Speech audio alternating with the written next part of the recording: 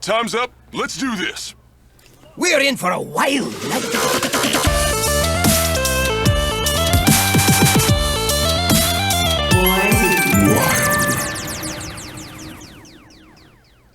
Welcome everyone to episode 229 of Born to be Wild, a wild and wild adjacent Hearthstone podcast where we have fun, hanging out with friends, talking about the wild and adjacent formats of Hearthstone, and spotlighting members of the wild community. I am your host, ElectricSheepCity. It's great to be back on this beautiful Friday evening here in Kickin' Rad, Colorado. I am joined by fellow hosts Hydralisk. Yo! And SchmoopieDady. Happy to be back contributing to the pod. For those of you joining us for the first time, welcome aboard. We record this podcast live every Friday evening at twitch.tv/BornToBeWildHS, and the video version of this podcast is then posted to YouTube shortly thereafter. Audio versions are also distributed to all podcast apps. However you are watching, listening, or absorbing via osmosis this podcast today, thank you. Yes, you. Content plug, SchmoopieDady. Before we get into the main topic of the show tonight, I'd like to say a quick thank you to the patrons of our show. Your support means the world to us. If you enjoy this content, please like, subscribe, and comment on this video on YouTube. Another simple way to support the show is to leave a review on your podcast platform of choice. If you're watching live on Twitch, we've got some awesome emotes that you can unlock by subscribing to the channel. This is free if you use Amazon Prime finally. If you'd like to support the show financially, you can join our Patreon for as little as $1 per month. We have some channels in the Discord that are unlocked by subscribing to the Patreon where you can see the show coming together each week. Check it out. If you'd like to interact with us personally, please join our Discord, a free and amazing online community of friends from all across the world who love talking about Wild Hearthstone. Links to all of that stuff and more, including our merch, can be found on our website, which is www.borntobewildhs.com. Sheep, how was your week? My week was pretty fun and pretty Hearthstone packed. So, after not hitting Legend and Standard in November, I had a 9x multiplier in the format, right? So, That's what I have. Hey, well... in December, I hit Legend with Zarimi Priest, got my 10x back.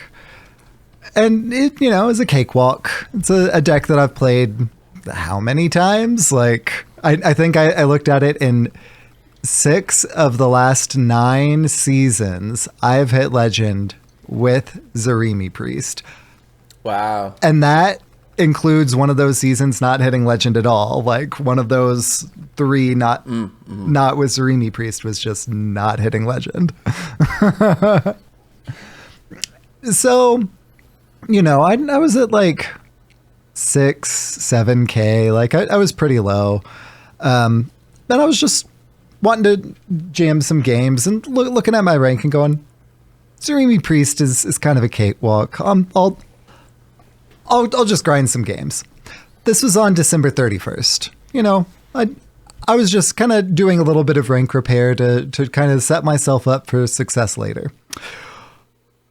Well, throughout the day, I was sending my buddies here some screenshots of my win rate after I was about 30-40 games in and had like a 70-72% win rate. That's more than 2.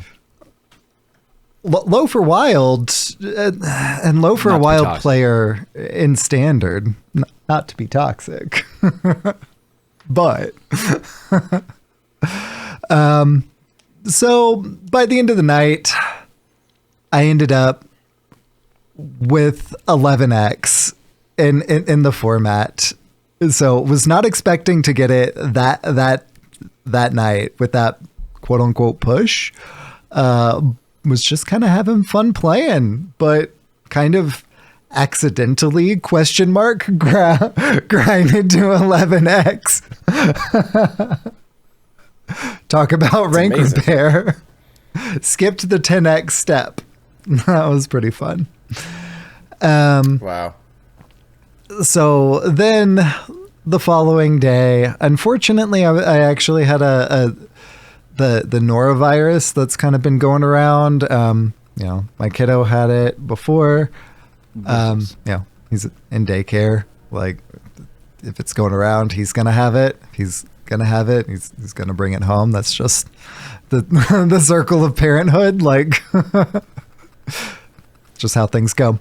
I was kind of playing some games on my phone and winning, but my games were not super, the number was not super high on those games. I was not playing a ton of games on the first.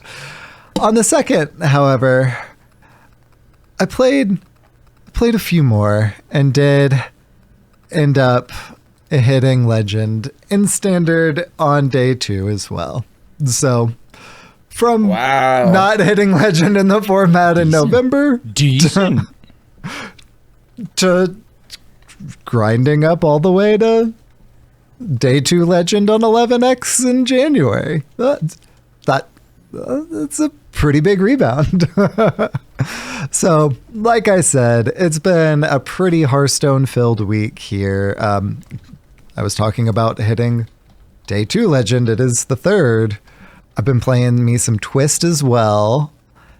I haven't dipped back into our format of Wild quite yet. I'm not quite sure what I really want to pilot this season. And I'll kind of roulette it a little bit, but I'm not sure kind of what's gonna kind of click, because the past couple seasons I've hit with Libram Paladin, with the Pure Paladin, the Pure Libram, and that's a good deck. And if all I want is wins, that's what I'll go for. But I mean, y'all know me. It's not just about wins. It's about having fun. So since it's kind of been one that I've done that with a couple of times recently, I'm gonna spice it up a little bit. Yeah, I say that. Watch next week. I'm like, or the next time I'm on, because unfortunately I will be, spoiler alert, off the next couple of weeks with school, unfortunately. But the next time I'm on, I'll be like, oh yeah, I got there with Libram Paladin. Watch, that's what happens. I hope not. I like some variety in my Hearthstone as well. So that's kind of been my week. Hydra, how's it going in Hydra Homestead? Hydra Homestead as well.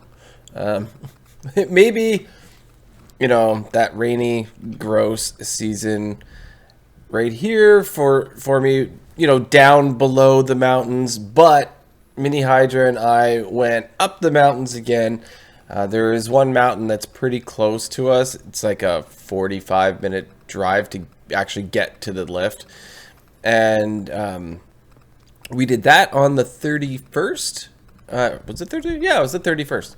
And they actually had a whole New Year's thing that was happening that night, but we escaped and came down first before the rowdies came out. Got crazy. Yeah, before it got crazy. And they also have a whole night skiing thing too, so the lifts stay open and the mountains all lit up and everything like that. But it was really cool. No backflips were hucked at this point in time. I feel like that was enough for this season, but I was popping these little 180s over jumps, and Mini Hydra says, because every time I land it, I just do a quick little revert and I go back, so I'm not riding switch, I go back to regular again, right? And he's like, Dad, you do that so quickly. He's like, why don't you just spin the whole 360 in the air? And I was like, well, son, I'm not your age anymore. But he's like, you can do it. And I was like, fine. So, yeah, throughout the day, every time we would do these certain runs and we'd head through the snowboard park, where they actually had proper jumps and whatnot. And I just started doing it, and I started getting better and better and better, and things like muscle memory was coming back. I don't know, Sure. but by the end of the day, I was able to just like spin the 360s and land and ride away, and I was like, yeah, I feel good. It actually just like felt super dope. I do have to echo Aramorin in chat. My back hurts just listening as well. Like, yep. Yeah, just it was super fun. Snowboarding's expensive as heck, but like it's worth it, and it's just been a really good father-son experience. I decided this year we were going to go as much as possible. Like last year and the year before, we had gone out a handful of times at most. And so just trying, like every time we've got a weekend or a holiday or whatever it is, just to get out there and try different places and whatnot. And it's been pretty good. And it's good one-on-one time for me and him as well, because Mrs. Hydra, she doesn't do that, but her and him, they've got other things that they do together, right? So it was really fun. I was gonna also mention I'm still reading that Play Nice by Jason Schreier. It's so like this one is the audiobook. I'm a couple hours into it. At first, it was just like the creation of like some Super Nintendo games and maybe the beginning of Warcraft is where I was at last week, but I got through like Warcraft 2, the creation of Diablo 1, where there was this other company who like had an idea and they approached Blizzard with it, and they're like, that sounds cool. So they sort of like acquire this other company and they create Blizzard North and they make Diablo 1. And then they're like, this would be super cool online, and they create Battle.net, and then they create StarCraft, and then the expansion Brood War. So I've gone through all that, and now they're on like Diablo 2 at this point in time. But one of the funniest things that I thought was just a neat little thing I got out of the book is, so when they made Warcraft, the first one, they basically took Dune 2. If you ever played Dune 2, it's before Dune 2000 came out, but it's known as one of the quite first. a few before, I would imagine. 1998. There might be a few. When they created Dune 2, it was known as like one of the first, but not the first real-time strategy games. Mm-hmm. But the first big one made by a studio, Westwood Studios. And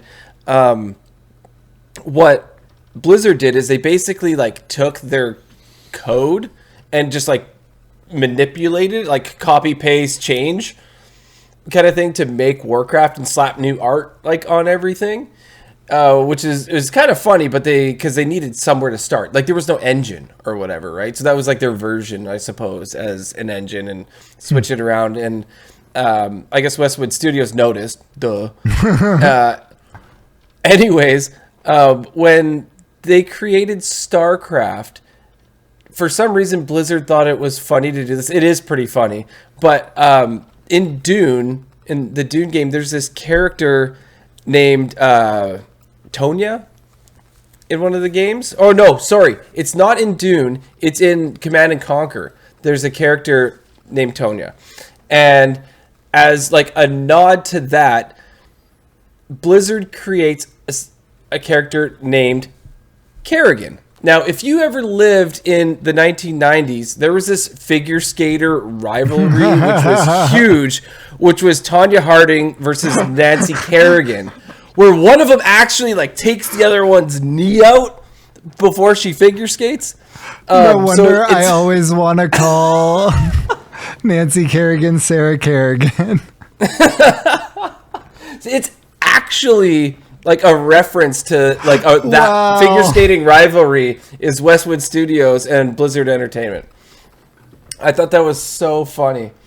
I did not know that was in there. I remember it happening back in the day, right? But I didn't know that they put it into the game, which was pretty cool.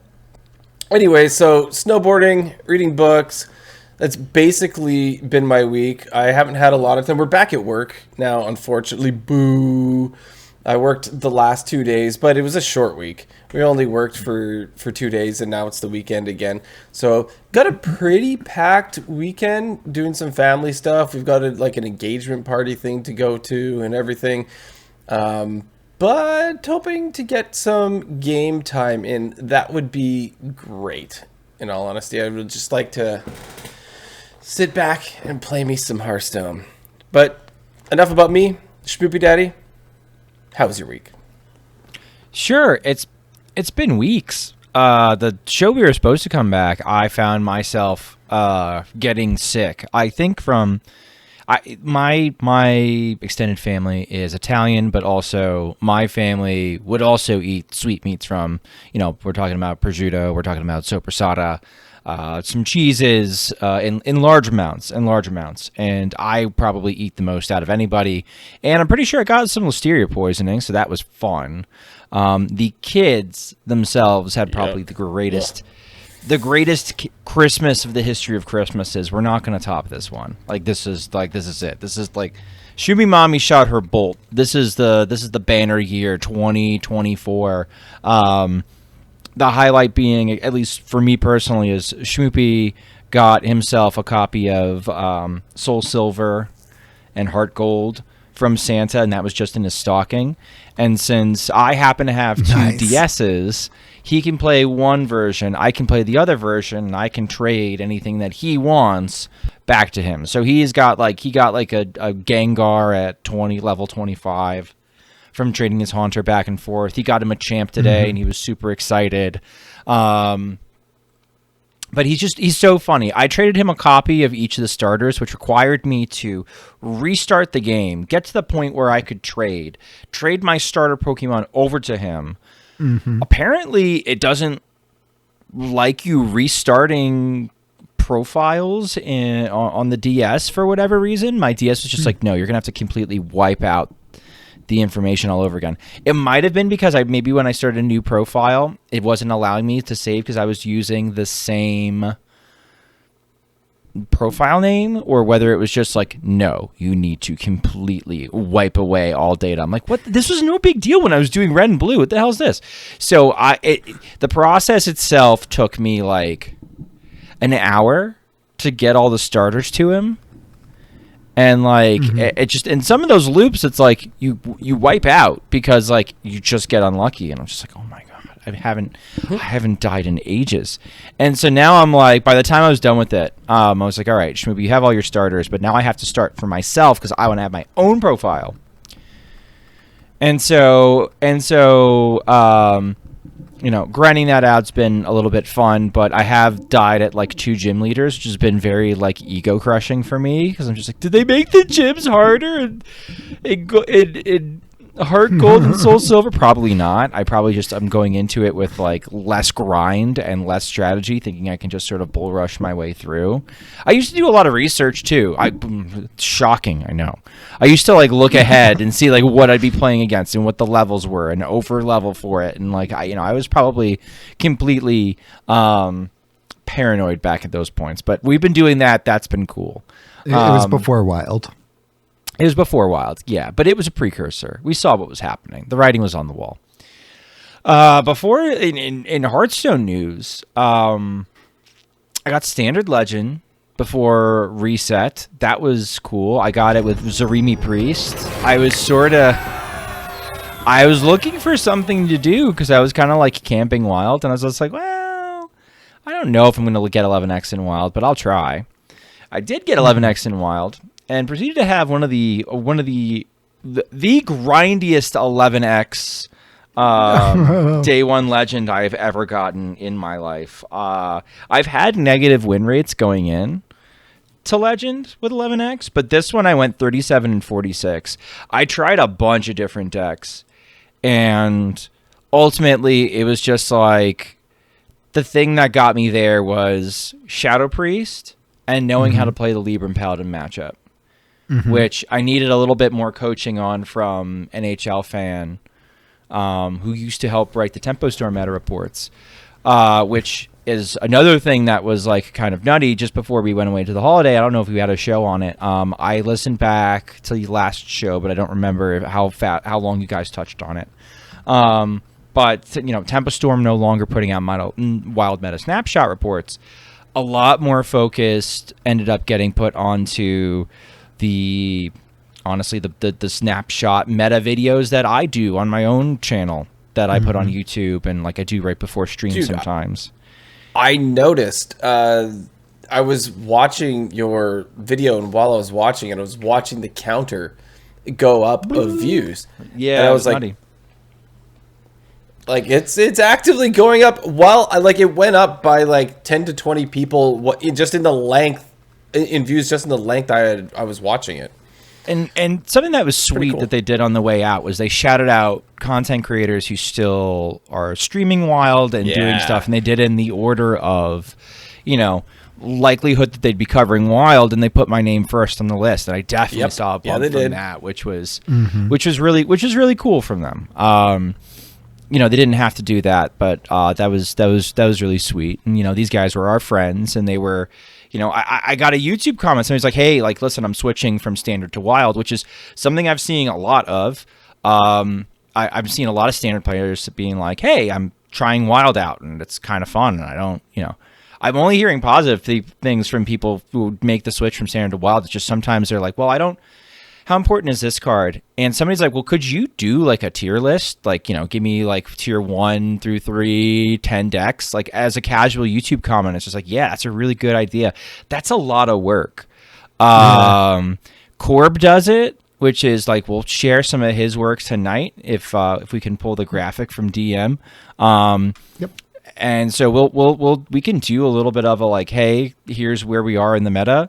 But that was Tempo Storm was how many people? Was it 8, 7, 10? Kind of getting together all on a conference call talking about different parts of the meta where they thought that tier list kind of shakes out, and having some tough discussions about what's moving up, what's moving down, and differences of opinion. And I'm one person who kind of does this as a hobby. I always have gone on the side of deck recommendations. It's this is what you should use. My recommendation for my 11x wild climb would be just play freaking Shadow Priest. You could do other stuff. You can do other stuff, and it's okay. But really the one deck that felt good is Shadow Priest, and then it just comes down to, well, how many mirrors do you really see? I wasn't seeing many mirrors. In the mirrors I was seeing, people were foolishly still going 30. So I was pretty much dunking on those, and should have been a little less esoteric and playing stuff like Maxi's Blessed Priest or KVLT's Miracle Rogue or Hostage Mage felt great. I played one game of it. I said I am at Diamond 3 stars, and I just won, and it took 25 minutes. There is no flippin' shot I am going to play this for the rest of the night and hit legend. It's just not going to happen. You'll have a great win rate, but to climb, oh my god. Big Shaman was fine, but Big Shaman felt like a coin flip. That's what my win rate was basically with Big Shaman's coin flip. Barnes, I had the best streaks, and I also had the worst streaks. I was drawing a sale like crazy. I was borderline on a couple games, and they were going against me and not for me. And when that happens, then it's so yeah, just play Shadow Priest. And yeah, I mean, the streams been going great. We've had a couple of milestones. We hit 1K followers on Twitch for just me personally, my own stuff, which was really cool. Hydra was asking before a stream, hey, did you get a raid or something like that? Because Hydra's not expecting me to have 300 people in chat, please. No hands. So once again, I was moderating all of them, so it was every fine. single one. Yeah. No, listen, I do not run a tight ship, right? And lots of moderation needed. No, so during my I have to aside during my legend climb, I'm playing Hostage Mage against Astral Communion Druid, which is a deck list that has popped up. Is it good? Not necessarily, but like you could play it to like a 50-50 like kind of win rate, right? But I'm trying to climb, and I warned people at the beginning of my the stream. I hit legend on. I was just like, guys, I'm not nice during this particular time of the month. Okay, it's bad. It's bad. Okay, I'm a competitive guy, and I'm not competitive very long. So when that window's open, like you're getting a jerk. And so, and so someone's just like, "Oh man, that's a cool deck. Yeah, it's really niche." I'm like, "Yeah, I played it. It's okay." He's like, "Oh wow, yeah, you played it? Yeah, I think it's really good." And I'm like, "When at high rolls?" They're like, "Yeah, no, I got like an 80% win rate." I'm like, He's like, "Yeah, over like 50 games." I'm like, Like, "Yeah, you should play it." I'm like, "I don't think you're picking up the social cues here. I think the deck is bad." They're like, "Nah, you are." And I timed them out for 10 minutes. I haven't seen them since. Like, that's like the kind of night it was where it's just like, no, I'm not dealing with your nonsense at this particular moment. But, we've we have these like fringe things that we can play, but no, it's tough doing what they were been doing. And No Hands was cool with a big raid, and we're feeling a little bit of momentum. I'm feeling a little bit of momentum as far as like my own personal stuff, which is cool to reflect on, especially given the change in the new year. That like, oh wow, I wonder what we'll be doing next year around this time. I didn't think partner was ever a possibility, but like, I don't know. Even without raids, I'm close to having like an average of 50 people a night. So we'll see how it keeps going. Considering last year around this time it was 21. So enough about me. Is the news so good this week? So much news, right? All the news. Welcome to the news. The news is so good. News. That was the News. show. The show News. was so good. All right, perfect. Now our discussion topic. Nutty. I stole that idea from Dano, by the way. Thank you, Dano.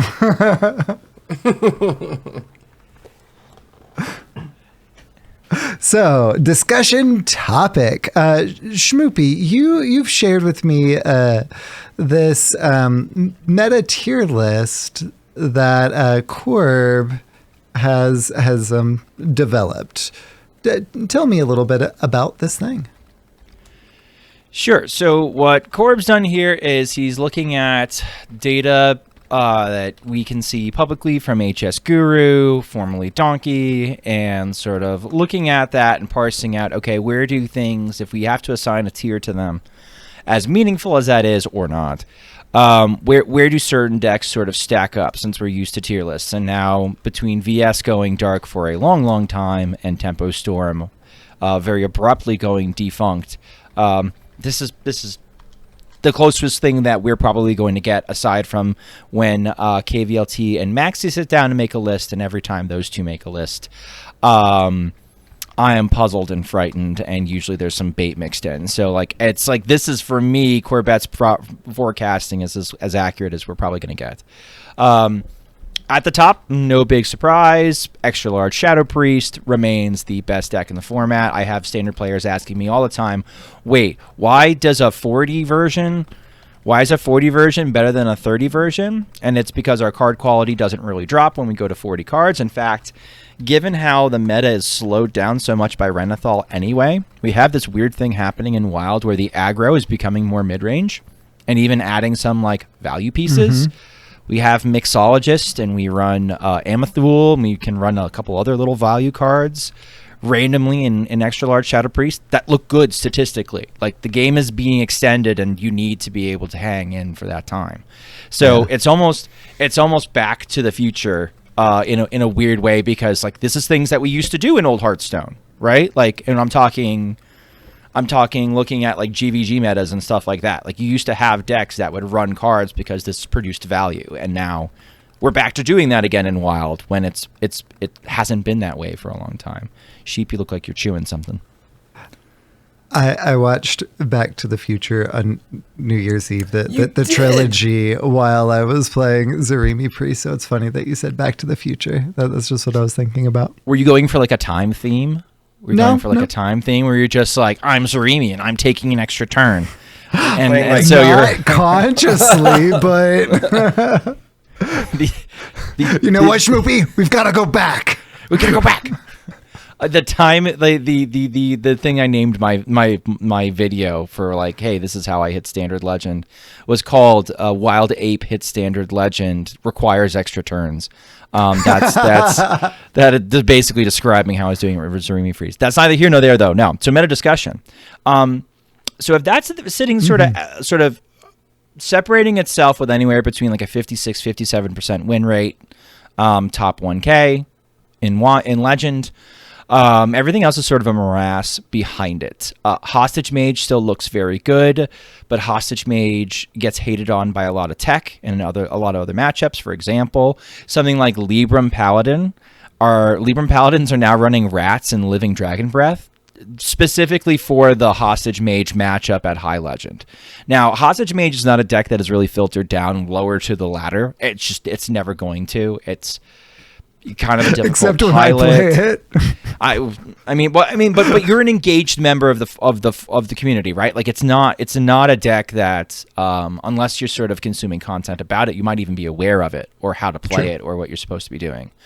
So a Hostage Mage is up there with one of the best decks. He puts Libram Paladin up there too. The better players than me are starting to settle on Libram Paladin is just even Shaman 2.0. It's kind of king making and setting the meta at this point without actually being impressive in their eyes. In theory, Libram Paladins still lose to Hostage Mage. In theory, Libram Paladins never beat Extra Large Shadow Priest. Highlander Paladin is a difficult matchup because they can OTK you, but also they have a lot of things like Enter the Coliseum that clear your boards. There's lots of reasons why Libram Paladin is not necessarily the best deck on this list, but is still sort of hanging in there. It's crazy cheap. You got a bunch of standard players, I feel like, that are picking up the format, and this is a nice entry point for them because not only is the deck crazy cheap, but they probably have like Lanessa and stuff and some of the other weapons from playing it in standard. Fatigue DH he has in tier 2. I would put a big old asterisk next to that, where that's a lot better at High Legend than there is maybe lower down where you see more aggro and you're swimming in Shadow Priest. You do not want to play that deck in a Shadow Priest. It is miserable. Highlander Paladin is just Holy Wrath Paladin / Uther OTK Paladin / if you're me, both. Porque no los dos. That deck is fine. That deck felt very good to me. It was too slow to climb with, though. I had a good win rate, but it was slow. Aviana Druid is Malagos Druid. Very good deck. I think I said on the pod early when I was playing the deck, I liked the deck. Deck felt good. If you'd like to play Malagos in the Year of Our Lord 2024 and it seemed a little far-fetched, players like KVLT and Maxi really pushed the deck and brought it to, I think Maxi brought it to rank 1, sort of bringing it to a greater community awareness where now you see it a lot more often. It looks really linear on paper. Drop Dungar, you have the pieces to pop off and kill with Malagos, but the reality is like, you don't always use Dungar. You can't always use Dungar. Sometimes they rat Dungar. Sometimes they Theatar Dungar. Sometimes like the way you draw things are all kerfuffled. But you can kind of work through it. And exploring those little lines is a lot of fun. Big Shaman is Big Shaman. Don't queue into Hostage Mage. But it absolutely dumpster. It's really good in Shadow Priest. It's kind of feeding off of Shadow Priest. I wouldn't even say that it's super good into Libram Paladins. In fact, I switched off of Big Shaman when I was smudged about how bad it was with Libram Paladins. Pile of stuff. I don't want to go through every tier 3 deck. And you have some fun stuff like Hook Tusk Rogue is popping up, which is basically Pirate Rogue with a Hook Tusk top end. But like I don't want to get into the bunch of the tier 3 stuff because tier 3 stuff's tier 3 stuff. But the more interesting discussion that we can have tonight is about Draka Rogue. Draka Rogue has been showing some borderline top tier win rate on Donkey for a bit. When you look at the list, Corb on the 26th made a note of it that says quote unquote cheating. it is an APM animation deck. Essentially, what you're expected to do is get Scabs, Bounty Board, a pair of Tenwus, all the pieces out of your ETC, Draka, and loop Tenwus, targeting Tenwus to bounce Tenwus to play another Tenwu. Faceless Over and over and over and over again. Tenwu? I knew you were thinking it. I was trying to do like the Leroy, shout out to Leroy, right? Play another Leroy, right? Okay. I was trying to do a callback. Yep. And so you get 2 Tenwus, wavelength. and with Bounty Board up, it reduces the cost of the legendary that you play by 1, but Tenwu bouncing Tenwu makes Tenwu cost 1. So 1 minus 1 is 0. So essentially you get an infinite loop of value, which you play as fast as you physically possibly can. Eventually, when you're done with the loop, Tenwu Scabs, drop Draka, go face with a gigantic Draka dagger. There's been some mixed reception in the community. I know Corb basically dismisses the list because he thinks to play it competitively, you have to cheat. It's probably kind of close to true. Other people in the community have been like, no, I play the deck all the time. I play it much more competitive. Like we're talking about like in Discord, right? In his personal Discord, Corb has people that are advocating for the deck saying like, no, I'm really good at the deck. I don't cheat.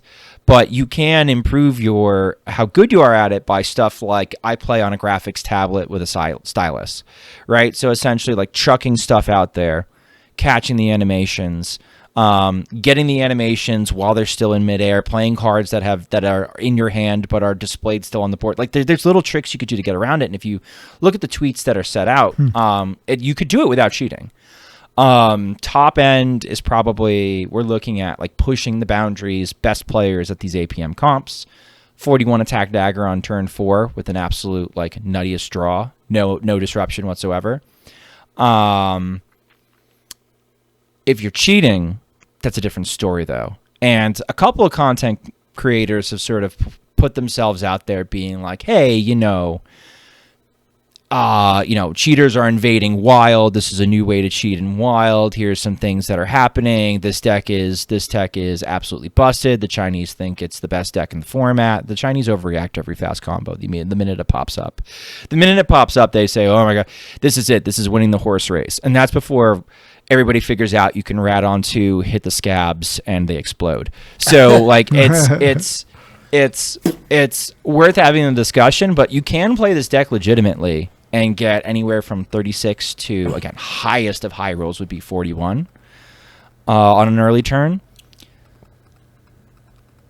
Illegitimately, if you're seeing people hitting 46, 45, you are free to call them cheaters. But we always get sort of sucked in. I always find we get sucked in this discussion of like, where is the line with these where people are playing them legitimately and they're playing them legitimately versus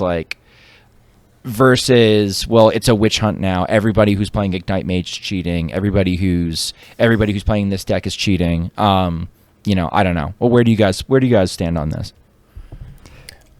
It's always hard for me to tell when someone's cheating, like animation cheating in particular. Like bots are easier to tell because it's a consistent thing throughout, whereas animation cheating only happens on one turn.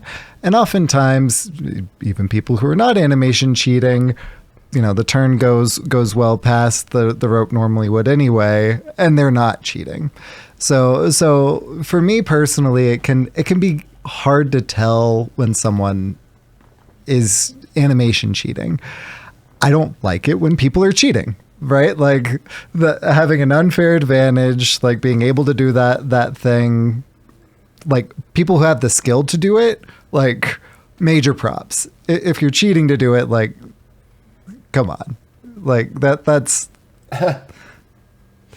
cool. You did the thing, I guess. Neat. What do you think, Hydra? So if you are curious, there is a good video that James Corbett put out of like the difference between animation cheating and not. He posted it about 3 years ago on Reddit. we can like repost that link or whatever, and it does show the difference. But like you, I'm still looking at it going, like I personally not sure either, right? Because I feel like a lot of it's similar to the things that I've seen, but I'm still unsure. But there is a good video that Cord posted at one point in time showing the difference with animation cheating. I can't remember which deck was being played at the time, if SchmoopieDady remembers. I think it which was one it was in that video. I think it was probably Spell Ignite Mage, which was physically... Yeah, that's what I think too. It was physically impossible to play if you did not turn off animations. Physically impossible. And that's when I learned... That era was when I learned how to identify animation cheating. Things that I look for are like the normal cadence of turns. There's always a pause when I end my turn and it's the opponent's turn, right? And then there's a pause and then their turn becomes my turn. If that pause is getting skipped and it's almost like I'm ending my turn and then poof, it's my turn again. It's like that kind of catches my eye when they're playing their cards and the animations for their cards are too fast. That catches my eye. It's almost like I'm almost catching it with my peripheral vision more than I'm catching anything else. It's like a peripheral vision test. Like if the cards are kind of like flying past a certain rate, I say to myself, I'm like, and if I see it online, on stream, I'll be like, their cards are moving too fast. Because there is a difference between like you're doing it legit and like the client is registering the cards at the proper time and kind of going through there and you're kind of clicking through versus like shoot. And it's like, whoa, that's I'm not even clicking the animations and the card animations flying through. This feels like they've done something. But yeah, no, like competitively, it looks like to play this competitively and consistently, you're killing over 2 turns, not 1. Like a lot of times you're going up to like a 26, 27 attack, dagger, whacking them. And the reality is you're leaving on the board a Draka, a Scabs, 2 Tenwus, and a board and an ETC. It's a pile of stats on board. So even if you can put up enough taunts in order so that for the dagger to not go face, you still have to deal with the board and something whacking you for roughly half your health over 2 turns, half to 3/4. So, it's something that's worth discussing. It's just I don't know. Just to make sure we're on the right side of the discussion, because I saw some people being vehement about like I'm not cheating. I shouldn't be called a cheater for playing this. Who can play this competitively and do very well, but. Yeah, that is a gifted subset of the population, probably using the right technology for it. Meaning, like if you got a graphics pad that is running Hearthstone swimmingly, and you can catch the animations deftly with the stylus, that helps a lot. Yeah, specialized equipment. Well, we also have some mini set hype coming up, so. We promised a kind of lore episode, at the very least, lore episode adjacent. We definitely did not say, Hydra, this week you were doing a lore episode. Boom, go. We were like, hey. Wait, what? We were excited for like talking about what may be coming out with the mini set, and it kind of progressed into a light lore episode, unless I was going to start singing Goliath the Dwarf's theme music, and then I realized Goliath doesn't have any theme music. We should change that. We should change that. So yeah, so I don't know. So we have a stand-in for Goliath of StarCraft. He's read many tomes and traversed the galaxy with his knowledge, and the early aughts. The early aughts traversed the galaxy in the early aughts with this knowledge. So perhaps late 90s too. When did StarCraft 1 came out? Or was it 98? I think it's 98 and Brood War is 99. Oh, I wasn't gonna say the late 90s, traversing the late 90s and the stars above, but yeah, sure. Oops. So Hydra, what should we know about the mini set lore? So, well, first we'll just touch on, I think we mentioned this again, like we are getting these heroes. We are used to like sort of tri-class cards, that sort of thing, right? So, we're going to get hero cards that are going to represent the 3 factions in Hearthstone. So those are Zerg, Protoss, and Terran. So the Zerg, this is Sarah Kerrigan. We mentioned her earlier, not to be confused with Nancy Kerrigan, but Sarah Kerrigan does represent Zerg, though Sarah Kerrigan did used to be Terran. So this is an interesting thing. So I'm expecting that there is going to be some really cool interactions whenever you are Sarah Kerrigan and you're versing Terran. There has to be some back and forth going on. That's too brute. I'm not exactly sure what maybe like hero power and stuff there's going to be. Maybe it's going to be because the Zerg, what they do is they like to either just ruthlessly attack and like destroy you with, like, I almost rather be killed by like a cannon, right? But they kill you with like spikes and claws and like that kind of thing. So maybe it's something along those lines, but I think she's trying to build her brood, and she may have something to do with mind control, quote unquote, because what they do is they infest, right? So they try to take and build on their armies from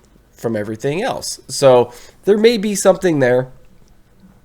I don't know for sure, but so Zerg, Sarah Kerrigan is going to be for Death Knight, Hunter, Warlock, and Demon Hunter. Or it could be also they're a very fast race, right? So maybe stealing units isn't something that they want to do. Maybe it's going to be like bloodlust on a button, right? Like something like that. Give all your units +1/+1 is the hero power. Wouldn't that be nuts? That'd be insane. If there isn't a card called Zerg Rush, I'm going to be very surprised. Like, come on. Yeah. So I'm going to talk about Artanis. So that's the Protoss one. So Artanis, for me, I'm not as familiar with because Artanis is more of a StarCraft 2 character. And I didn't actually play the StarCraft 2 Protoss campaign, which I feel guilty about playing that because they released it in sort of 3 expansions. The Zerg, Protoss, and Terran. But Artanis was in the original StarCraft as a scout pilot. And so scouts are just, think of like a fighter jet kind of thing, except they shoot these really cool like blue missiles. I remember they go like, psh, and they like, oh yeah, you're doing the thing. Those. Yeah. Like little spaghetti noodles of energy. And then I think when they shoot ground, they have like machine guns or something instead. They go like, but when it's like air to air, it's blue. Correct me if I'm wrong, anyone listening, but that's exactly how I remember it. But I remember the blue vividly, for sure. Yeah. Anyways, Artanis is a pilot for those scouts back in the day in the original StarCraft, but then in StarCraft 2 is like now promoted to like mothership commander. Oh, kicking rad. Kind of guy, right? So Protoss is really big on like shields and like electronic sort of like energy, that kind of stuff. So I don't know if it's going to be bubbles and stuff. They don't have bubbles. Actually, they're druid, mage, priest, and rogue. So bubbles is more of like a paladin thing to have divine shield. Maybe they'll dip more into like arcane stuff. They've been doing more of an arcane thing. They have a lot of like psionic energy, like that kind of thing is what Protoss is all about. But they do have shields. Shields is a big thing. So we were talking about how, you know, like druid can get armor, mage can get armor. Maybe priest and rogue are gonna get it. Like, is a pseudo shield. Yeah, let's give rogue armor. What could possibly go wrong there? Oh no. Possibly. So like, oh jeez. I don't know. Or maybe his hero power would be spawn a photon cannon. So I don't know if you remember photon cannons. So that was something that was a defense unit. Basically, it was just, you had to build it obviously within a pylon space, and it just like boo, boo, like we could say each turn it just fires a shot, right? Yeah. Something like that. It could be something as simple as, instead of reporting for duty, you get like a photon cannon. My best friend and I would basically make 1v1 maps and just build photon cannon like fortresses and then see who could defeat the other. It's so funny. I used to do this. That is the biggest noob tactic ever. It's so funny because I did it too. I'd go online and I'd try to verse people and just like filling your base with photon cannons. Like, no one's gonna get in here, and then they just have ranged units that kill them all. All the mechanics. Terran will nuke everything, or like. It's like they don't want us to play solitaire or something. Fortifications not being good. I had the same problem with, again, different company, Age of Empires 2. Like, I'd love making the greatest fortress ever. I was like kind of a timid player. I didn't want to leave my base. I just wanted to make the greatest base ever. But all the mechanics are basically against you making an impenetrable fortress and instead making it like, giving it advantage to the aggressor. So, yeah. So, like I said, I don't know a whole lot about Artanis, but he did rise to greatness. As for Terran, that's Jim Raynor, and this is going to be Warrior, Paladin, and Shaman, right? So, Warrior, Paladin, and Shaman, that's kind of an interesting combination, if you think. But Jim Raynor, I really, really like this guy. He kind of gets taken from doing this one faction sort of thing and sort of recruited into helping everybody else, helping like the big cause and doing all this stuff. And he's just like he's the main hero of the whole show. And he's awesome. As for a hero power, this is a tough one because like the smaller units, if we were going to assume that it was going to be like for Paladin, they summon dudes, right? Yeah. And so if you're going to get dudes, you might get Marines. Marines or is like where that. My mind went to. Yeah, probably. Yeah, and so Shaman, they also summon totems, right? So still could stick with that and get the dudes. Or maybe, this would be so funny. So how, Shamans, they get different totems. Well, what if the hero power was, now hear me out, sheep. You either get a Marine, a Firebat, a Medic, or a Ghost. Oh, that would be cool. That would be really cool. As a random, right? Because those are like the 4 ground units. Uh-huh. Like randomized. So you get a Medic, is just like the healing totem, right? Yeah. Well, but I think you would have to make it better than just the healing totem, right? Like make it like a 2/2 instead of an 0/2. And of course be whatever like minion type that is going to correspond with this. Is there going to be a like set specific minion type? I hope not. It has to be better because this is the hero, right? Yeah. So like this is an upgraded hero power. So you're right. It can't just be like an 0/2. Right. It's got to be much better. So or make them all 2/2s. Yeah. But they have sorry,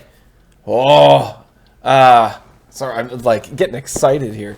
So like if it was the Firebat and it has basically like cleave or something and it can hit say like 3 things depending on where it lands on the board when you hero power, and then maybe like the Marine has more health, but it takes one shot, but it does do 2 damage or something. But a ghost has a more high powered gun, so it could just have like the 2/2, but maybe it does deal 4 damage to something random or whatever as its sort of end of turn power. Mm-hmm.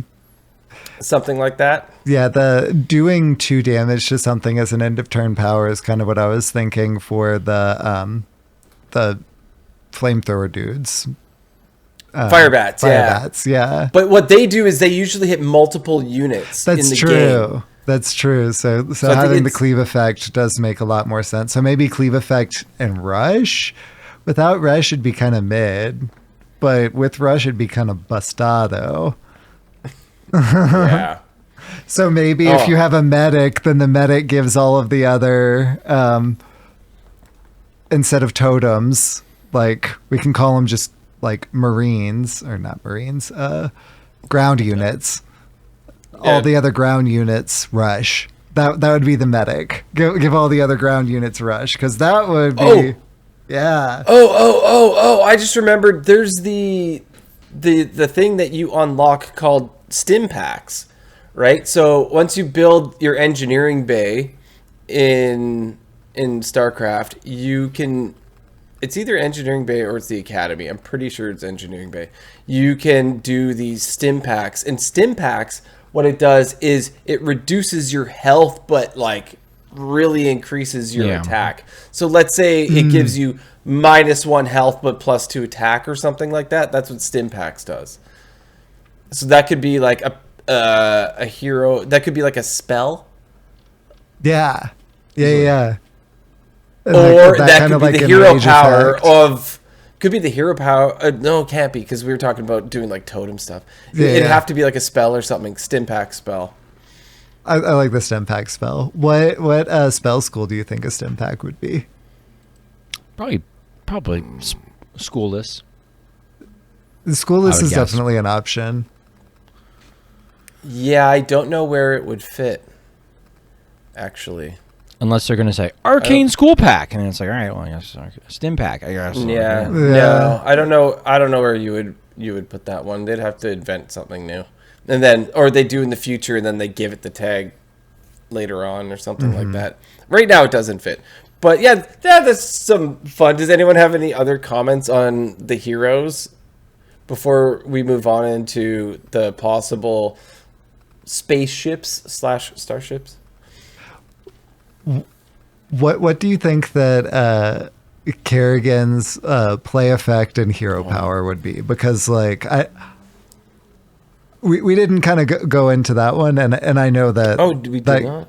I know that you would have like we talked about So yeah. So like, some of the different units, but not what Kerrigan's effect might be. Like we didn't speculate. oh no, there. if we wanted to, yeah. So oh man, like.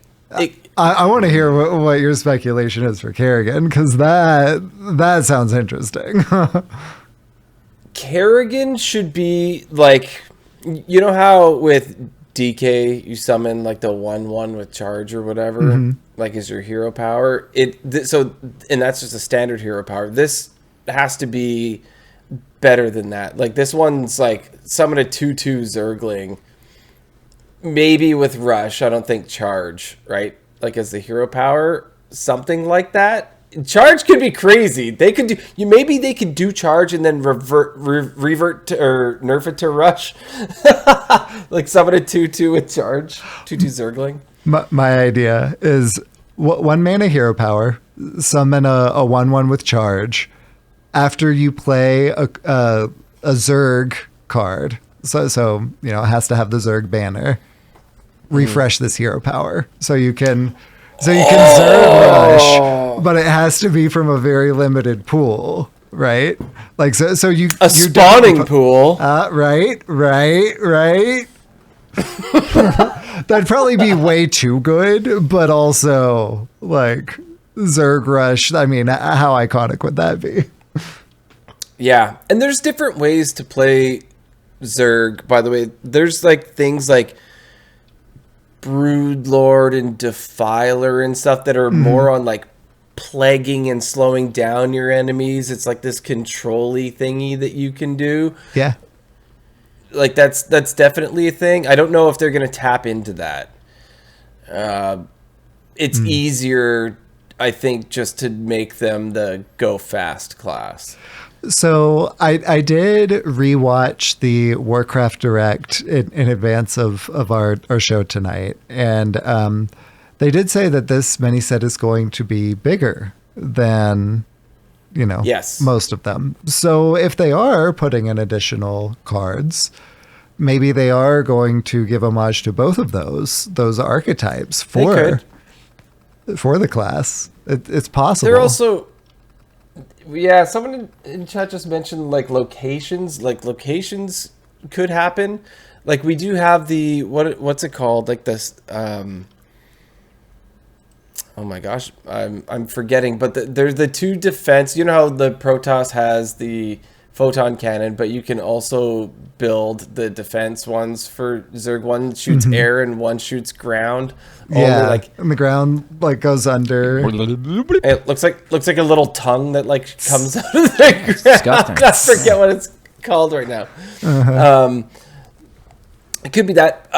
We could get into more units later as to what we think is going to be like unit wise, but this was just hero powers. Like on board effect, I think maybe if when you play Sarah Kerrigan, it could be like you were like infest all units in 2 turns or 3 turns, they come to your side or something like that. So like instead of Reno that just goes poof, it would be infest all enemy units. And then like your opponent has like 2 or 3 turns to trade them all off, and if not, then they come to your side. Something funny. Like that. Or 1 turn. Maybe 1 turn? It might destroy them and make corpses or something like that. I could see something like that. Like we've seen mining casualties where they introduced the corpse mechanic to Paladin and like the swarmy kind of tokeny board type thing. So it wouldn't shock me if they did that. I don't know. I think this is regardless. I like giving them the death rattle. Yeah, if the mini set cards aren't good, I'd be shocked if they're not. I think there's going to be balance issues across the classes. There's like stuff is going to be screwed up and wild for sure. I think because like. What do you build that doesn't break something in Druid, Mage, Priest, Rogue? Like, are we going to like? I feel like there's something there that's just like I don't know, man. I think something can go real bad across those classes. Whether it's giving Rogue too much armor, whether it's giving Priest too much draw, like it's just there's something that can go real flippin' bad, and I don't know. Maybe druids will get ice block. Oh goody! Can you imagine mill druids with ice block? That'd be wonderful. I'm sure that wouldn't be a problem. Probably wouldn't be, but you know what? Like still, I understand your concern there, and honestly, with how each of those classes are currently performing in standard, Protoss can maybe take a back seat, and I loved playing Protoss, as well as Zerg and Terran. Like I played all of them. It's like Cabal classes, right? Like the Cabal classes, all of a sudden it's like, oh, the Cabal classes run wild. Like I think they can take a back seat, and Rogue being thrown in there with it. Like I think that's kind of the perfect combination of classes to just not kind do of well. Yeah, that's brutal. Yeah. Just kind of take a mini set off. I remembered though, they're called sunken colonies and spore colonies. There we go. The sunken colony is the bloop, underground. And the spore colony, it shoots the air ones. And they're like green now that you mentioned that because they're the spores. Yeah. So, what I also wanted to talk about here is sort of theory craft on what the starships were going to be.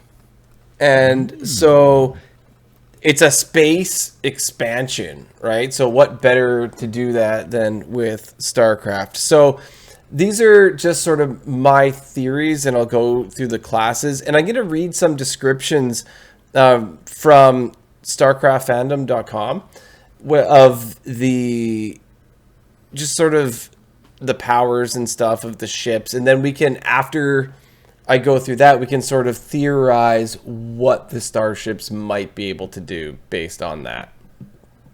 So we'll jump into Terran. So in my mind, there cannot, it cannot be anything else than some sort of a Terran battle cruiser. Like, that's just what it is, right? That's it. There are different battle cruisers. Like, there's different names of ones that are, like captained by different people, like throughout the thing. But there's one main one, the Hyperion. I believe that's the main one that they are in on StarCraft 2. Correct me if I'm wrong, but I believe that is like the main battle cruiser there. And so battle cruisers are armed with lasers and protected by neo steel armor. So note keywords, right? Armor. These laser weapons consist of multiple twin cannon laser batteries for aerial defense and surface bombardment. All right. I wonder too if that armor could be a bubble, because the Paladin is one of the classes within Terran. So the spaceship pieces, battlecruiser pieces, having armor, having bubbles, it would be pretty thematic. How grumpy would people be, though, if Terrans got bubbles and then Protoss don't, though? Right? Like, when people get... Am I getting that wrong? Yeah. Yeah. No. I don't know. We might go bubble free. You know what? Protoss can just get Starship Rogue stuff. That won't break wild. Boom. Done. Moving on. Back to Terran. Oh, yes. Back to Terran. So, so the surface bombardment they can do for ground and air. I mean, we don't have any air units in the game yet, but they're able to could refer to bombard spaceships. ground. Yeah, well, there you go. Good point. So it's air-to-air guns, not as powerful as its air-to-ground ones, are equipped with advanced optics and sensors to deal with fast-moving targets. Okay, fast-moving targets. Does it do more damage to something like Zerg than it does to Protoss? I don't know. Kind of rock, paper, scissors there, yeah. Yeah, so that's something that I'm thinking maybe they could do. They don't have to, but just thought it was an interesting thing to point out. The vessel's air-to-ground guns make use of electromagnetic coils to increase the potency of their shots. Now, the battle cruiser relies on its heavy armor for protection. Once again, mentioning that armor. In case of emergency, I think this part could be key. In case of emergency, battle cruisers are outfitted with jump pods, allowing the crew to abandon the ship and survive. So whenever a spaceship piece dies, then like a death rattle could be to summon a minion, like summon a marine. Yeah. I mean, you spoon fed that to me. I did not come up with that. Let's be real. Right? Like, come on. Yeah. But I just thought that's pretty cool. Plus, there is the sort of maybe end of turn thing that it could do, or a battle cry, or whatever it is the Yamato gun. And so I had mentioned that when this set was first announced, and that is, so there's certain units in the game, usually like heroes or bigger units, that over time they gain just this resource called energy, right? So just like every second you get 1, 2, 3, 4, and it adds up. And after you get to like 125 or something, then you can hit the button, and then it's this like big effect kind of thing. And so the Yamato gun is basically this thing that kind of like one shots buildings or whatever. Or if it's a bigger building, it might do most of the damage, that sort of thing. So Yamato gun has to be, if a battle cruiser is the starship, which it will be, in my opinion, it cannot not be. It might have a name, like a specific battle cruiser, but it's got to have some sort of Yamato effect. It can't not be, and I think the Yamato gun will probably be part of it. Whenever I rewatched the Warcraft Direct before this, they mentioned the battle cruiser in particular. So cool, more inevitability. Reddit will hate it. Well, I can't wait.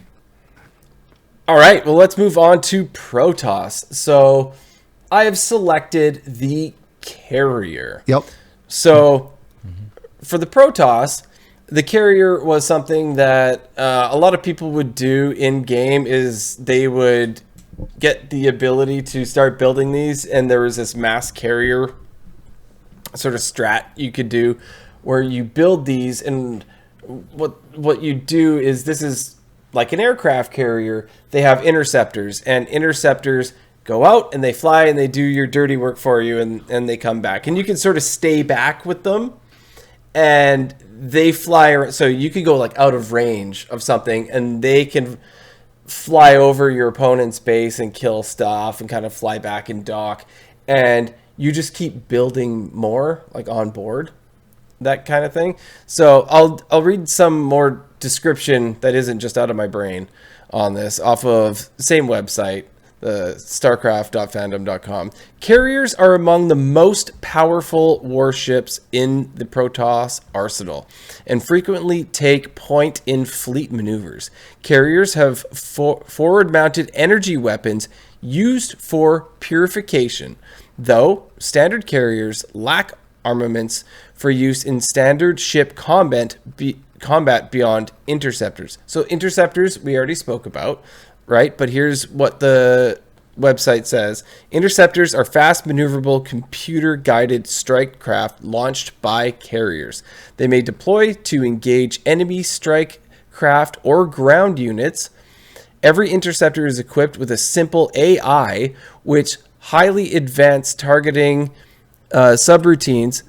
Some of these fighters have independent fire control circuits which allow them to continue firing even if the enemy jams the command signal or destroys the interceptor's robotic brain.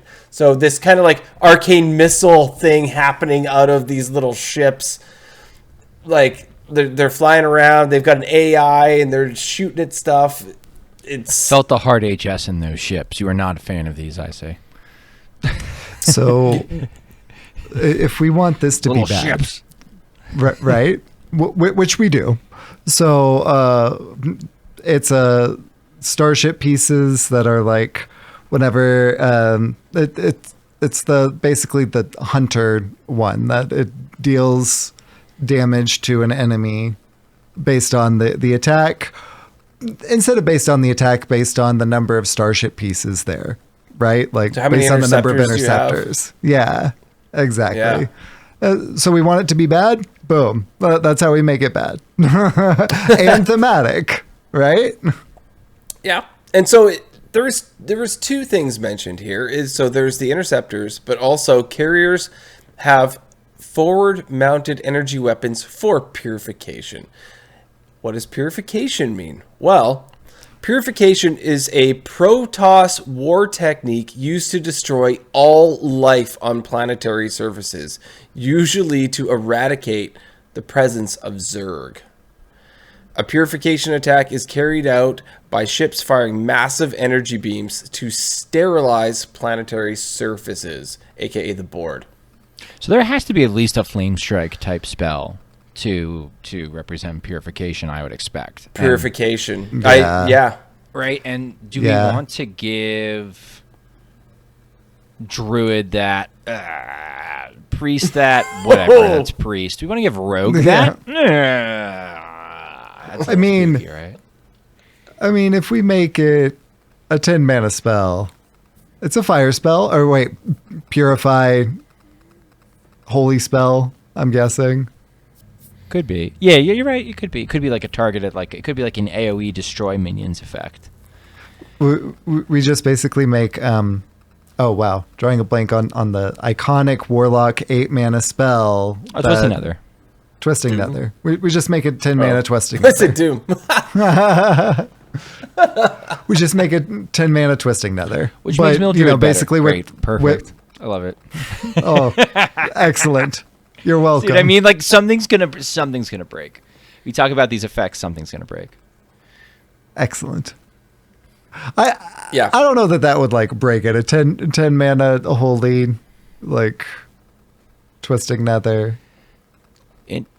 Doing something with interceptors, though, it would be interesting as far as like swarmy aggro goes, because at least 3 of these classes have some identity in some sort of board-based swarmy aggro, right? You've got rogue, you've got priest, which obviously has aggro priest, and you've got druid, which has its history of tokens and stuff. So like, and how maybe that could be a fun way to go that I don't think would break things. Like break things, like, break things. We already have like spell mage, right? So not big spell mage, but just like spells mage. Something that makes tokens while also maybe dealing a little damage or something. I don't know. It wouldn't be beyond the pale. I can dig that, and I don't think that would break too much. Hopefully. You could expect me to be playing just a bunch of bad decks so that I can play all of the StarCraft cards, and try to land any achievement possible with all of the StarCraft cards. But if this is going to be the ship, it has to have interceptors. That's just how it's going to be, right? It could be something else. They could come up with something else. But as someone who's played a lot of StarCraft, that's the big ship in the game, right?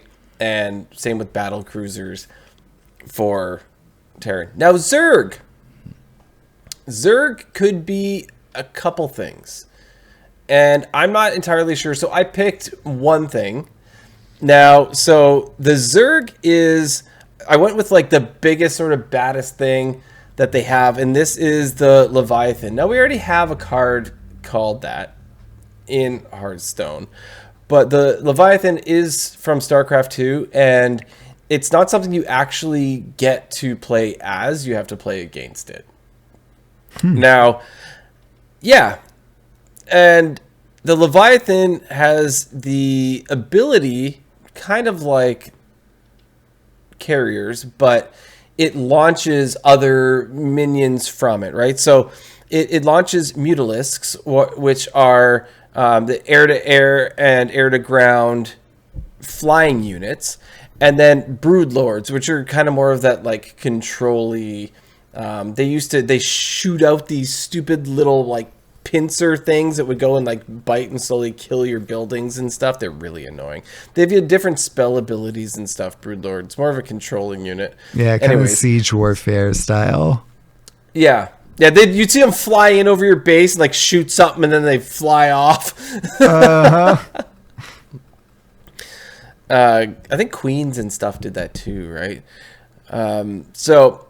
Which is kind of funny. So it doesn't seem like the two minions coming out of these match that well. But so this is also with energy, right? So we spoke about energy, like the Yamato gun. You need to build up that energy. Same thing with I believe with the carrier, you could only you had to pay. No, you paid, I think, Vespene gas for the interceptor. So that one is different. This one is definitely energy, with a cooldown, right? So let's go and look here. Give me a second. So yeah, the Leviathan will spawn them. Yeah, thanks, sheep. Launch Mutalisks and Broodlords for no energy cost. No energy cost without a cooldown. Although, this is what happens. The AI will spawn them over time or slightly faster in response of being attacked. So the more times they're attacked, the more times they will spawn them. Interesting. So maybe an enrage effect. Something like that, yeah. The units spawn as eggs. Okay, so I mentioned earlier that Zerg may do some sort of an egg thing.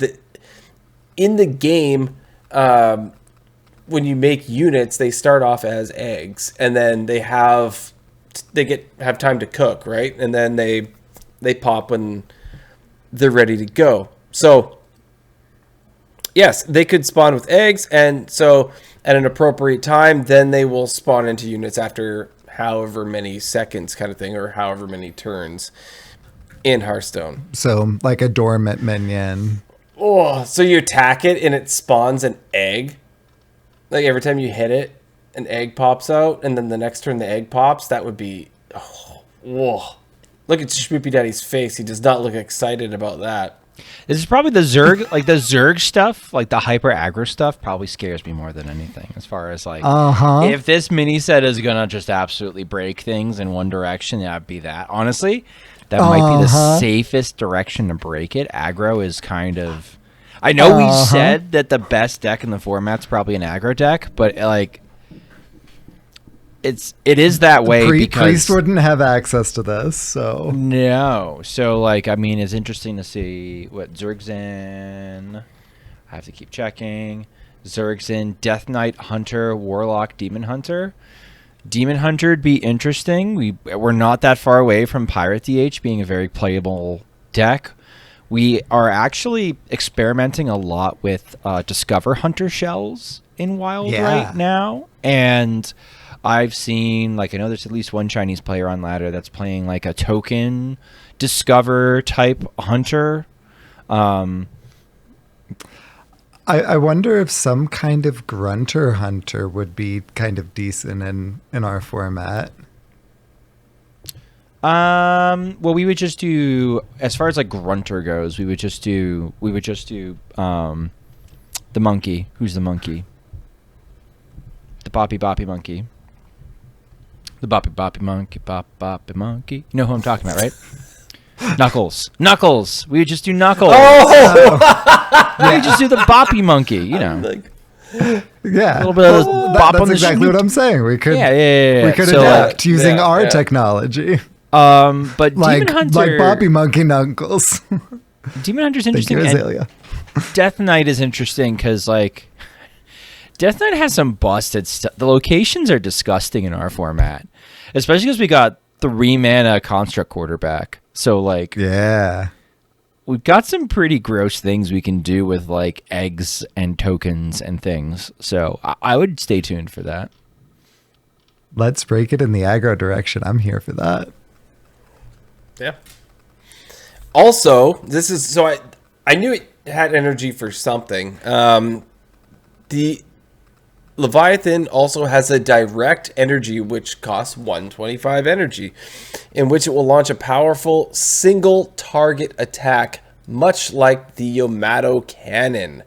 So it does a similar thing. So like the battle cruisers can Yamato, but they're not spawning stuff like this, right?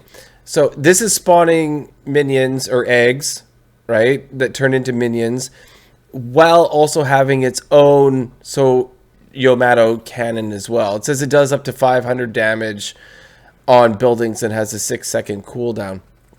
Now, it's kind of the reverse if you think about it. So if this can spawn minions and have a big gun, the Terran one has a big gun, but technically would death rattle out minions because we're talking about those escape pods. Right. Yeah. Right, So one's which kind of death rattle. balances. This is more like that enrage thing. So if it died, it Yeah. wouldn't spawn it. Interesting. It'd be so funny if we're actually right on any of this stuff. There's a lot of source material to pull from, right? And they like to do that. They do like to do that when they make cards. In fact, a lot of times there's also they'll do that for spectacle over balance. So, like, I don't think any of this is completely unreasonable, to be completely honest. no. The final effect that it has is something called biostasis. It's a small area of effect attack which deals no damage but stuns all effective units, preventing them performing any action for 10 seconds. Also costs energy, but has a longer cooldown. So technically can freeze your board, quote unquote, or put them to sleep. People love mana burn. I'm sure this is going to be a very popular part of the mechanic if it's included. Oh, no. Well, we already That's have all I like have to say about all of that freezing, mana burn. Like, we I already think have you're right. I'm just afraid about that. what's the taunt? The 4-mana taunt called something sleeping resident or sleepy resident or something like that. The one that whenever it dies, the death rattle is it that gives it puts everybody everything to sleep. summoning sickness immediately like that. Yeah, we have that. We have that built into the game already. I could see that being a mechanic. Sure. Yeah. That's the part I'm least scared of is an It's effect like obnoxious, that. though. It's obnoxious. It's obnoxious. It is. I mean, It is, and it's good, but it's not as tilting as freezing or gosh, not another Bob. No. More Bob. No. No. I faced so much Bob on my 11x climb, man. So much Bob. So we'll see. If we get close on any of these, it would be pretty awesome. So those are the starships. I was going to go over just a couple of... I'm going to give an honorable mention first before I get into a bunch of other units. But there's one card I am really hoping for. And that is a Hydralisk. All right. Yeah. So if this card doesn't show up in the game, I'm going to be very, very sad. And Hat, if you're listening and it's not already there, could you please just like poke somebody? Let's He'll just toss the gloves. Yeah. Just change this like one thing to be a Hydralisk instead. Yeah, you don't even have to change its stats or effect or anything. Just here's the art. You have the art. Vanilla the IP, textless so- arena minion. Perfect. Done. Good job, guys. 1 mana 1/1. So Hydralisk, I'm gonna describe a Hydralisk to anybody who hasn't heard or seen of one, except for maybe just hearing my gamer tag. There's an image on the screen. They are terrifying looking. But so Hydralisks are covered in armored plates. Now think of aliens. Think of like actual like the alien from Alien. They kind of look like that. They're the called the average- Xenomorph. Oh, the Xenomorph. The average Hydralisk was 5.4 meters long. All right, 2.1 to 3.5 meters tall, and weighed anything from 390 kilograms to 3,500 kilograms. And they move at about 13 to 24 kilometers per hour. I was going to make some snarky comment of being like, oh yeah, people know what your metric units mean, Hydra. And like, meanwhile, I mostly use metric. And also, yeah, most of the people listening probably do actually know what you mean. So continue, sorry. So the scary thing about Hydralisks is they can attack in many different ways. So Yeah. one way that they do, and you can unlock this talent. I think you have to pay for it when you're building. Upgrading throughout. You upgrade to burrow, right? So Hydralisks burrow and await their prey to enter their killing range before attacking. Alternatively, they can do other stuff, like they may attack directly with tri-bladed scythes grown from the relatively short ribs of their Slothian. Did I pronounce that word? They were hardened through genetic manipulation. The high-density bone blades are connected to a set of fast-twitching, striated muscles which allow for great striking power with a modest range of motion, deadly and even restricted mobility scenarios such as tight corridors or trenches. More commonly, though, Hydralisks strike from a distance with the volleys of armored piercing spines. That's what you're talking about. That's what I remember. SchmoopieDady. I remember the spines. I always thought that they were poison too. Yeah, they're 30 centimeter spines. And that's their ranged attack, and they like grow them out of their bodies. And they're popping them out with their blood pressure. Got it. Yeah. Delightful. Yeah. So Delightful.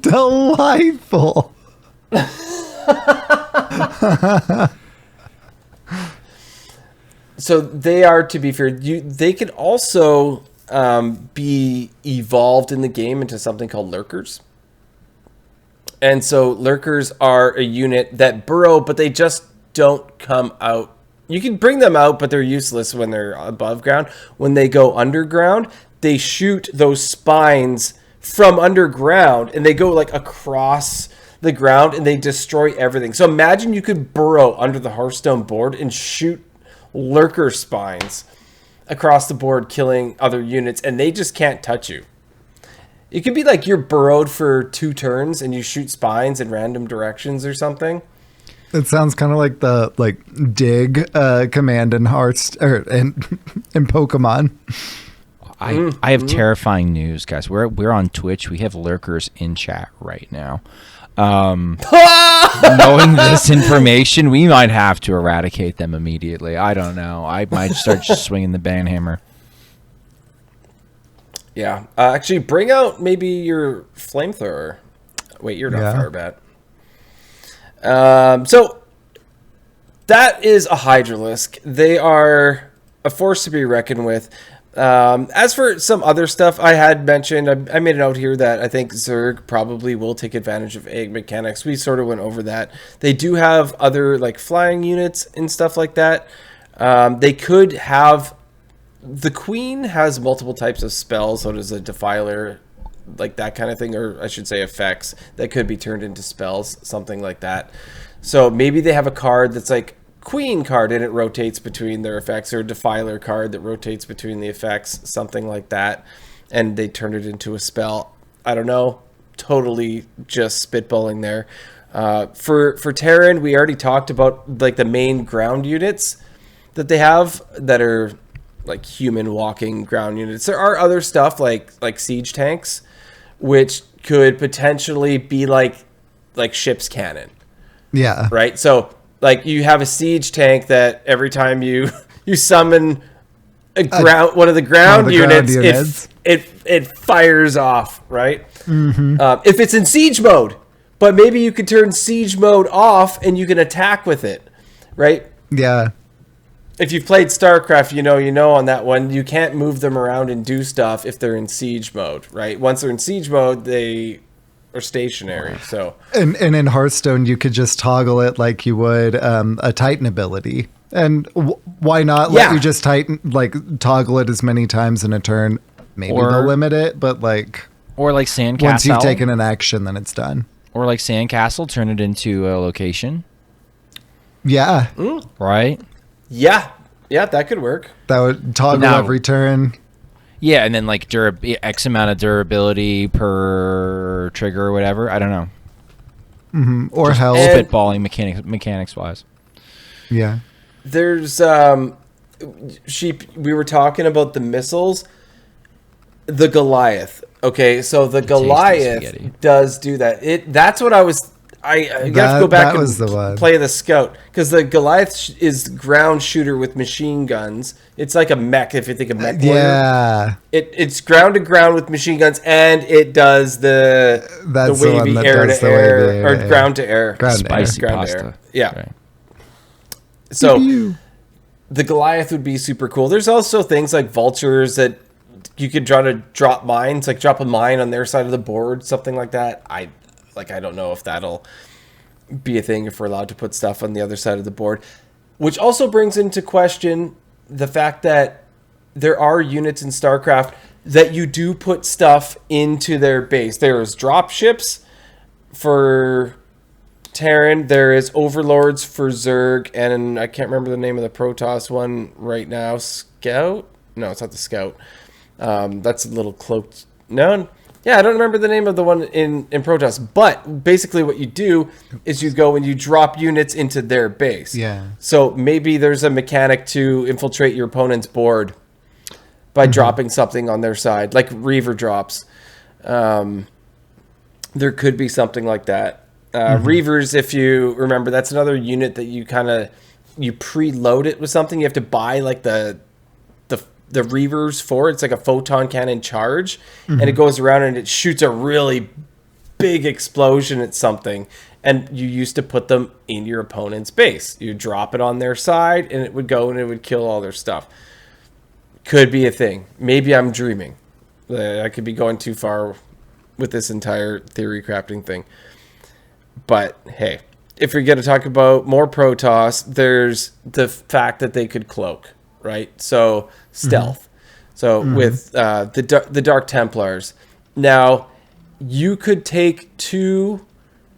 I believe it's if you have two Dark Templars, you combine them a Dark Archon. Oh, we're definitely right, and then stealth. it was two. I would think. And then you take two High Templars, which turn into just a regular. Is that they make the Archon, right? I think it's two High Templars make an Archon, two Dark Templars make a Dark Archon. Anyway, so it's like you got two units on the board. They combine them. You could call it magnetic if you want. In Hearthstone, and then they would become the new thing, so they could do the Templar thing.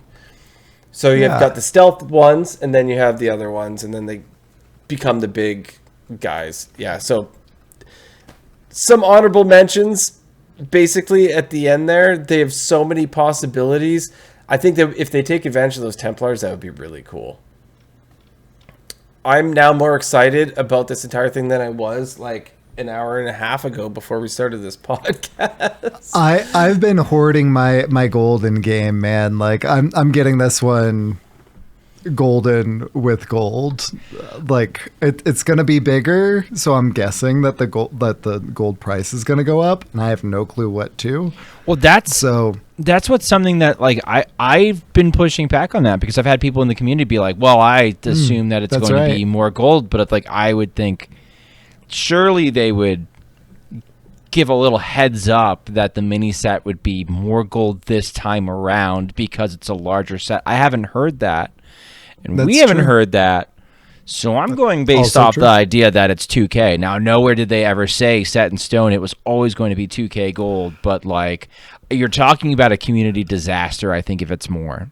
And I've been pushing back. For that reason, I've been pushing back and saying there's no shot it's more. You're probably fine, it's 2K. But see, I agree with you on the non-gold one. I think 2K, like keeping that one at that consistent price point, I personally would not be upset as someone who plans to get the golden one, hopefully with gold. I wouldn't be upset or grumpy if that the price point goes up with gold, because they're doing like, what they've been doing version previously. Yeah, the golden version in particular. Yes. Well, especially like we've got 3 heroes. Like, what if we want the diamond versions? Again, would not. Okay, agreed there. That then yes. The normie though. If we're getting more shiny things, I have people which we don't know. I haven't heard anything. So, but if we get fancy stuff. And more fancy stuff, and it costs more, but I can still get it with gold. I want to do that. Yeah, I assume that's where we're going with it. It would be, not pretty if all of a sudden it's just like, well, no, actually it's a bigger mini set, so it's 3K gold. I mean, I know even if you pump it up by 1K gold, if you pump it up by 500 gold, you're gonna have an absolute riot of people that are looking an excuse to be upset, and you're going to give them honestly, without any heads up, you kind of give them a good excuse to riot. So, yeah, I agree. Which is definitely why I was like, just the gold one, just the fancy one. I'm a Blizzard shill, but I'm not going to be defending that one if that's what happens. Not actually Blizzard shill either. They don't chill. They don't Chill out. They don't pay us anything. Yeah, I got SchmoopieDady, they did give you this. Okay. That is true, but they're also obviously not interested in money, because Infinite Money Glitch is them selling King plushes, and I haven't seen heads or tails or thoughts of that, so I guess they're not interested in in infinite money. I don't get it. I don't get it. I don't get it either. My wife really likes my king plush, and she has no interest in Hearthstone whatsoever. But she's like, oh, but that little guy's cute though. And I'm like, cool. And as an aside, if you've ever like looked, because my wife's been like, what do you want me to get you for the holidays? And I'm like, I don't know, like get me something like Hearthstone merch. And if you look for like Hearthstone merch in the Blizzard store, it's like barren. It's like a couple of like stupid expensive too. It's stupid expensive for like a sweatshirt that doesn't look very good. And it's like, I don't know. And meanwhile, like she goes to Etsy, and Etsy's where it's at, where they have like a lot of the homage stuff and like cool glasses that are made with like etchings of like the WoW crests for the individual classes that I got, which were really cool. But like, you know, like I don't. Are they afraid? Are they afraid of how much money they're going to make if you're selling King Plush? I don't know. Yeah, the t-shirts look nice, and they're not like outrageously expensive, but like, yeah, the cool stuff is not very. Yeah, there's a reason why I haven't gotten it.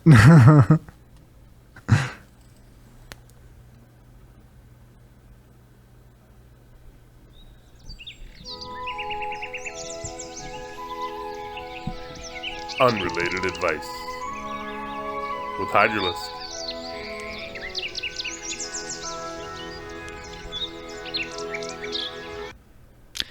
Okay, Hydra. Normally, my questions for you are on like the absurd side of Unhinged. Tonight, I'm actually going to probably play it straight down the middle and ask you an honest question for your honest answer. What? Sure. Frequently, there's a tug of war in the community about theming and flavor, right? And like, I am the most could give a care about flavor person possible. If it's cool, I like it. If it's not cool, I don't like it. I will say that I don't like the more kiddie sets, but like, I love the more serious sets like Knights of the Frozen Throne or you know, the March of the Lich King. Those are sets that I tend to gravitate towards more, just because that's my usual taste in media, whatever. Nathria is good. Yep, Nathria is a good example of like stuff that I'm like, you know, the gothic, sort of more serious, darker side of Hearthstone. I like that more. But like some people like the playful stuff. What is an acceptable percentage of whimsy, do you think, for this mini set coming up? Like, what percentage are they going to make it StarCraft, which is very gritty and grindy and violent and kind of mature, versus the Hearthstone take on what that looks like? Like, what percentage do you think is an acceptable amount of it still feels like a StarCraft mini set without it being too childish, versus like it being a StarCraft mini set and it feeling too much like it's StarCraft? And now we have like Zeddy subtly subtweeting Jay Alex for the 7,000th time on theming of sets, which he likes to do, I think, like every expansion, because they have a running open subtweet feud over like differing degrees on what the theme should look like. So it is actually a serious question. So what do you think is the correct balance? I appreciate the question, because originally, without you even asking about adding the whimsy part, my whole head was just thinking it was going to be 100% StarCraft. Just send her. But now you just send her, man. But things are popping out of chests. It's like, oh wow, this is different. So this is Team 5, not like Team 2, Team 3, or whoever did StarCraft. I'm not sure. I don't remember which one did it, but they got to add a little bit. But for me, I'm going to go 85-15.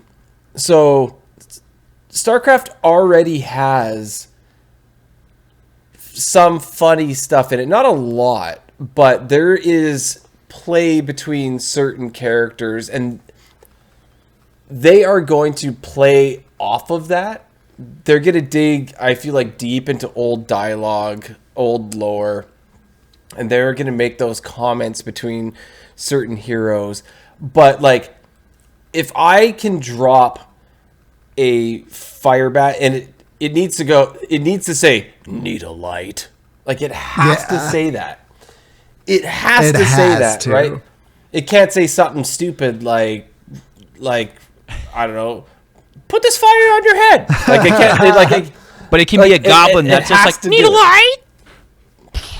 Yeah, no. Need a light. This is like an 85 to 15 thing because, like I said, they already have their own inside jokes within the game, even though it's a more serious game.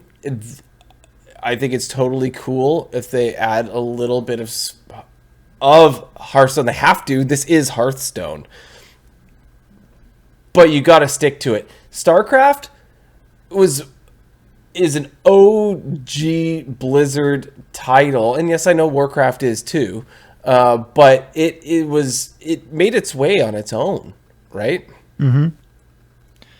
Yes. Was there ever any part of StarCraft that was changed for China or Chinese censorship rules, as far as like I don't think gore so. or anything? Which would be another interesting. Not as far. Not as far as I know. Off the top of your head, right? But no.